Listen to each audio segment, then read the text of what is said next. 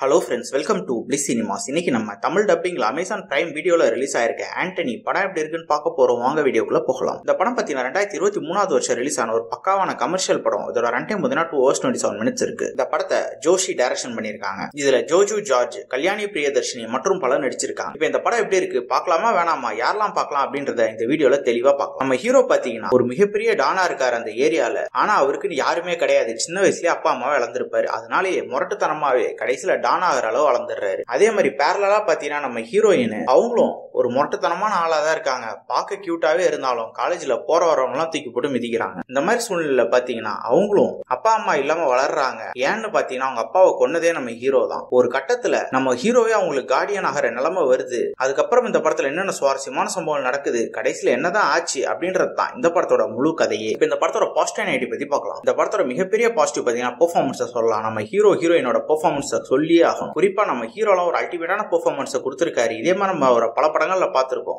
ஆனாலும் அவரோட பெஸ்ட்டை கொடுத்திருக்காருன்னு சொல்லலாம். நம்ம ஹீரோயினை பல படங்கள்ல ரொம்ப கியூட்டா காமா பார்த்திருக்கோம். இந்த படத்துல கியூட்டாவும் இருக்காங்க, அதே மாதிரி பாத்தீங்கன்னா ரகடாவும் இருக்காங்க. பார்க்கறதுக்கு நல்லாவே இருந்தது. கேரக்டர் ரைட்டிங் பொறுத்தளவு பாத்தீங்கன்னா இவங்க 2 பேர் கேரக்டருமே ரொம்ப ஸ்ட்ராங்காவே எழுதி எடுத்திருக்காங்க. டெக்னிக்கல் ஆஸ்பெக்ட்லயும் படம் நல்லாவே இருக்கு. சினிமாட்டோகிராஃபில சூப்பரா பண்ணி கொடுத்திருக்காங்க. சவுண்ட் எஃபெக்ட்ஸ், பிஜிஎம் எல்லாமே நல்லாவே இருக்கு. அதே மாதிரி படத்துல ஒரு ஆக்ஷன் சீக்வன்ஸ் ஒண்ணுமே பார்க்குற விதமா நல்லாவே இருக்கு. அங்கங்க படத்துல வர மாஸ் மூவ்மெண்ட்ஸும் ரொம்பவே ரசிக்கிற மாதிரி இருக்கு. ஸ்கிரீன் பிளேஸ் பார்க்கும்போது ரொம்பவே டெம்ப்ளேட்டா எழுதி எடுத்துட்டாங்களோன்ற மாதிரி தோணுச்சு. ஏன்னா பிளாஷ்பேக் போர்ஷன்லாம் சுத்தமா நமக்கு ஒர்க் அவுட் ஆகவே இல்லை. அதே மாதிரி பாத்தீங்கன்னா பல சீன்ஸ் கட் பண்ணி தூக்கி இருக்கலாம், அந்த அளவு தான் எடுத்து வச்சிருக்காங்க. அதனாலேயே நமக்கு பல சீன்ஸ் பிரெடிக்டபிளாவும் லேகிங்காவும் இருக்கு. கண்டிப்பா இந்த படத்தை எல்லாருமே ஒரு ஒன் டைம் வாட்சபிள் படமா ட்ரை பண்ணி பார்க்கலாம். இன்னொரு வீடியோல சந்திக்கலாம். தேங்க்யூ.